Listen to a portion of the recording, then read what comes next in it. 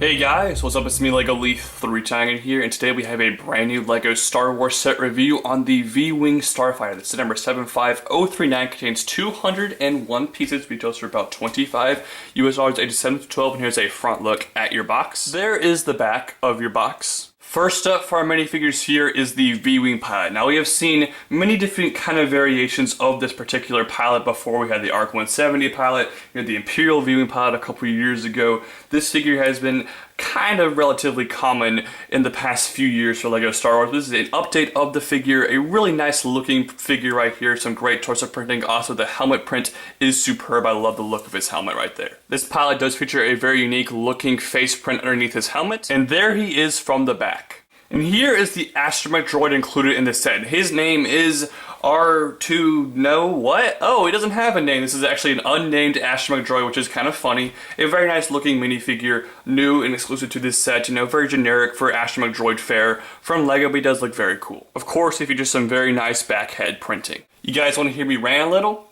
Just kidding. That's kind of a funny reference to one of my old videos. If you got that reference, you are a great fan. I'm actually not going to rant with this set. The front of the V-Wing here looks alright in design, lots of nice detail, but it's all accomplished through stickers, which is kind of unfortunate and lots of stickers to put on, and if you put them on the wrong way, it can kind of mess up the entire look of your vehicle right here, so I don't really like that on LEGO's part, but the stickers do look very nice. The cockpit area here is using that cockpit that was specifically made for the V-Wing 3 years ago, and of course you can open it up. And inside here you can see some nice sticker control panel details. Unfortunately though, the cockpit has, you know, tan right there, and then you have, you know, some white and some gold and grays and dark red and dark blue and brown. So many colors going on inside the cockpit. It's kind of confusing. It looks a little odd, so I'm not a big fan of that. Despite its many colors, the cockpit is very practical. It does fit your pilot right there, and the cockpit piece will fold over him very nicely. Right around the cockpit, this design, in my opinion, is alright, but it does look a little bit awkward with, you know, the slopes of the pieces right there. Wish LEGO had done something about that. Not a huge problem or anything, but it's just kind of a weird thing.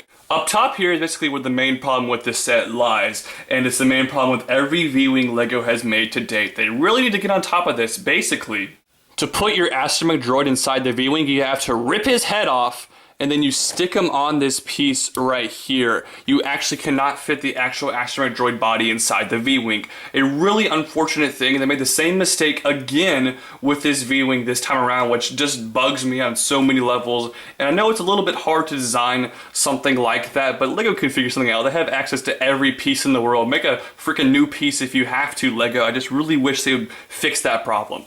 Despite that big problem right there, it does add a nice little feature where the astromech droid's head can rotate, which is actually pretty cool. The wings on the side here have a pretty nice design. I'm not a big fan of the red pieces on the tip right there, which they're, you know, kind of just a normal gray color, but besides that, it does look pretty cool. Not sure what's going on here, because this is actually a gray piece with a red sticker. Basically, they changed the color of the piece through a sticker. Why not just make, you know, that piece in red? I'm not really sure LEGO's thought process right there, but it's not really a big deal or anything. The back of the V-Wing here has some very nice engine designs, but it does feature another problem that the 2011 Imperial V-Wing Starfighter set also had. The giant gears on one side, and then there's no gears on the other side. That symmetry problem really bothers me because I'm a symmetry freak, so maybe that's just me. It might not bother so many people, but I wish LEGO just decided maybe to put this on one side or just gears on both sides. It just looks odd and off to me. I'm not a big fan of that. However, those gears are put to good use because it activates this play feature right here to turn the V-Wing into flight mode, which is pretty cool. And you kind of just fold these wings in a little bit right there. That's some nice pieces to stop the wings right there, which is pretty cool. On the bottom of the V-Wing right here, you can see there's a landing gear piece that just simply folds in right there. So the V-Wing does look pretty cool in flight mode. You can see on the bottom here there's a dark blue piece sticking out, which is just really odd. And of course the V-Wing, like lots of these new LEGO Star Wars sets, does feature these spring-loaded missiles. They come in green in this set, and of course they work the exact same way. You just push on the back right here. They do have a very high velocity firing power to them, which is really nice. Alright guys, final verdict here on the V-Wing Starfighter. This set is actually a little bit better than I expected it to be. I kind of expected it to be bad, especially because the last Imperial V-Wing Starfighter set was awful. One of the worst sets I've ever reviewed for this channel that came out 3 years ago. I hated that set, but this one definitely improves a lot on that set, but does still feature a couple of the same random problems, like the symmetry at the back is all off, and the droid not being able to fit in there, and just some random coloring on this thing. It's all a little bit off. It's not a fantastic set, but it's a whole lot better than the last set. And of course, this version you can use for your clone army, which is really cool. The price at $25 is $5 overpriced, but of course it's Star Wars, so you gotta expect that nowadays, which is unfortunate. But the playability here is pretty cool. Lots of nice features, especially the missiles and the transformation feature from flight mode, to parking mode kind of. It's a pretty cool looking set overall. It's not a bad set by any means. I'm gonna give it a 7 out of 10. I can't fully recommend this set. It's not amazing or anything, but it's not a bad set. It's definitely a huge improvement over the last version. So what do you guys think about this video? Do you think it's a big improvement over the last version? And of course, guys, please go check out my other YouTube channels. I have a Pokemon channel and a sports channel.